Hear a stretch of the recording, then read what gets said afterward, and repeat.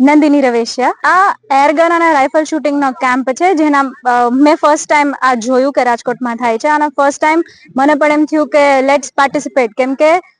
At this level અમારા હાથમાં guns આવવી રાઇફલ્સ આવવી અમે એને શૂટ કરવાનો અમને એક્સપિરિયન્સ મળે એની અવેલેબિલિટી નથી હોતી સિટીમાં સો આ કેમ્પમાં અમે એટલા માટે જોડાણા રાઇફલ્સ ની અગર વાત કરીએ ને તો થોડું આમ ટફ લાગે એનું વેઇટ એવું હોય એને લોડ કરવામાં પ્રોબ્લેમ પડે એટલે એમાં હેલ્પ જોઈએ તો અહીંયા ગાઈડ કરવા માટે અમને સારા લોકો છે કે એ લોકો અમને લોડિંગ અનલોડિંગમાં હેલ્પ કરે અને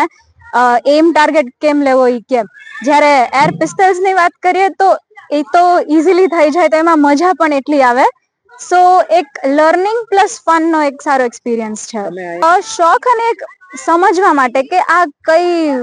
દુનિયા આખી અલગ જ છે આ દુનિયા જોઈ જ ન હોય એટલે એક એક્સપોઝર મળે કે આ કઈ દુનિયા છે ખબર પડે જ્યાં સુધી ખબર ન હોય ત્યાં સુધી સ્પર્ધામાં ભાગ લેવા ન લેવાનો તો પ્રશ્ન જ ન આવે એટલે આ તો એક સમજવાની વાત છે પછી ઇન્ટરેસ્ટ પડે તો આગળ એમાં શું ઓપોર્ચ્યુનિટીઝ છે એ પણ જાણવા મળે.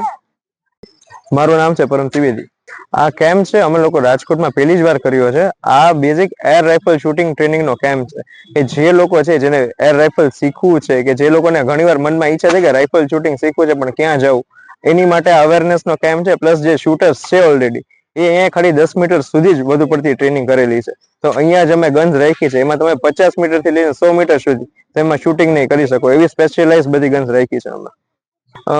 ફિમેલ